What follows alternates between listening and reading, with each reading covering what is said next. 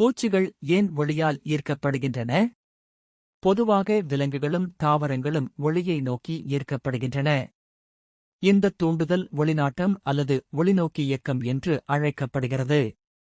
ஒளியின் மூலத்தை நோக்கிச் செல்லும் விலங்குகள் நேர்மறை ஒளிநாட்டம் கொண்டவை என்றும், ஒளியை தவிர்க்கும் விலங்குகள் எதிர்மறை ஒளிநாட்டம் கொண்டவை என்றும் அழைக்கப்படுகின்றன. பெரும்பாலான பூச்சிகள் நேர்மறை ஒளிநாட்டம் கொண்டவை, ஆனால் அவற்றின் ஈர்ப்புத் திறன் மாறுபடும். சில பூச்சிகள் எதிர்மறை ஒளிநாட்டம் கொண்டவை. உதாரணமாக, மூட்டைப்பூச்சி எதிர்மறை ஒளிநாட்டத்தைக் காட்டுகிறது. கொசுக்கள் அடர்த்தியான ஒளியை தவிர்க்கின்றன, ஆனால் மங்கலான ஒளியில் அவை நேர்மறை ஒளிநாட்டத்தை வெளிப்படுத்துகின்றன. பூச்சிகளின் வெவ்வேறு இனங்களில் இந்த நடத்தை பின்வரும் பண்புகளுடன் மாறுபடுகிறது.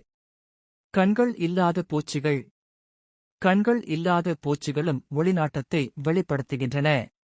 ஒளி உணர்திறன் பூச்சிகளின் முதுகுப்புற மேற்பரப்பு முழுவதும் பரவியுள்ளது, எனவே பூச்சிக்கு கண்கள் இல்லை என்றாலும் ஒளி தூண்டுதல் ஏற்படலாம். உணர்திறன் வேறுபாடு.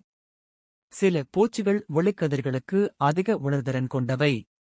அவற்றின் மேற்பரப்பு செல்கள் மற்றும் கண்கள் ஒளி மூலங்களை உணர்ந்து பின்தொடரும் வகையில் மிகவும் நுணுக்கமாக அமைந்துள்ளன.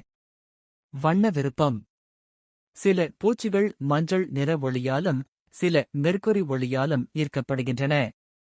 இனப்பெருக்கம்.